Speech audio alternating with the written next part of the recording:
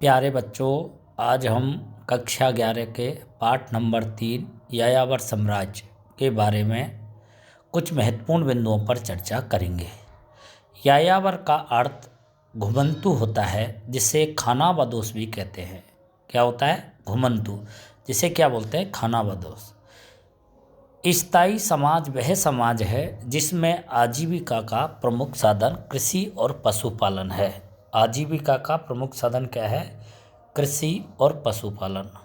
खानाबदोश समाज वह समाज है जिसमें आजीविका का मुख्य साधन पशुपालन एवं आखेट है।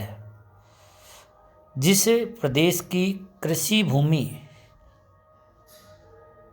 या भूमि कृषि योग्य न हो, जिस प्रदेश की भूमि कृषि योग्य न हो या रेगिस्तान हो, वहाँ के समाज के लोगों के लिए घुमंतु होना एक अनिवार्य विकल्प होता है।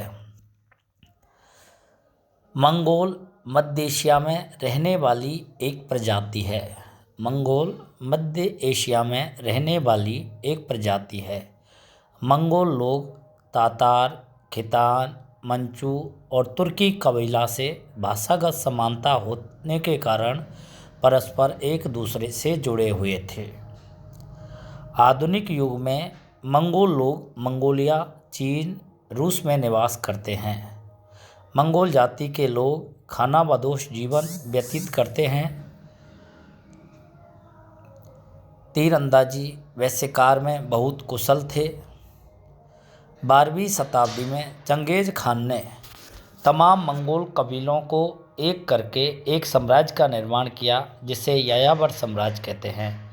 यायावर साम्राज्य की सीमाएं उत्तर में रूस, दक्षिण में अफगानिस्तान, पूर्व में चीन और पश्चिम में पोलैंड और स्पेन तक विस्तारित थी। यायावर साम्राज्य की सीमाएं एशिया से यूरोप तक फैली हुई थी, अर्थात यह पार महाद्वीपीय साम्राज्य था। मध्य एशिया की घास के मैदान, चरागाह भूमि को स्टेपीज प्रदेश कहा जाता है। मध्य एशिया की घास के मैदानी को स्टेपी प्रदेश कहते हैं।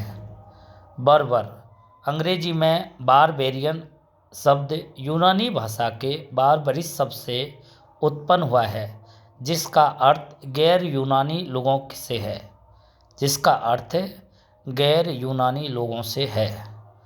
रोम के लोग बर्बर शब्द का प्रयोग जर्मन जनजाति गोल और हुणों के लिए किया। वहीं चीनियों ने स्टेपी प्रदेश के बर्बरों के लिए दूसरे शब्दों का प्रयोग किया, जिनके अर्थ भी नकारात्मक थे। चंगेज खान के विषय में सबसे प्राचीन विवरण मंगकोल उन न्यूतोवियन, जिसका अर्थ है मंगोलों के गोपनीय इतिहास, जो मंगोल और चीनी भाषा में है। किस भाषा में है? मंगोल और चीनी भाषा में। मंगोलों के राजनीतिक एवं सांस्कृतिक गुरु उडगुर थे। कौन थे? उडगुर थे। मंगोलों के घरों को जर कहा जाता है। मंगोल के घरों को जर कहा जाता है। मंगोल और तुर्की कबीलों को मिलाकर चंगेज खान द्वारा एक परिसंघ बनाया गया। मंगोल और तुर्की कबीलों को मिलाकर चंगेज खान द्वारा एक परिसंघ बनाया गया। 1206 ईस्वी में कुरिल ताई से मान्यता मिलने पर चंगेज खान मंगोलों को सार्वभौम शासक घोषित हुआ। 1206 ईस्वी में कुरिल ताई से मान्यता मिलने पर चंगेज खान मंगोलों को सार्वभौम शासक घोषित हुआ। चंगेज खान ने अपनी सेना का संगठन दशमलव पद्धति पर किया।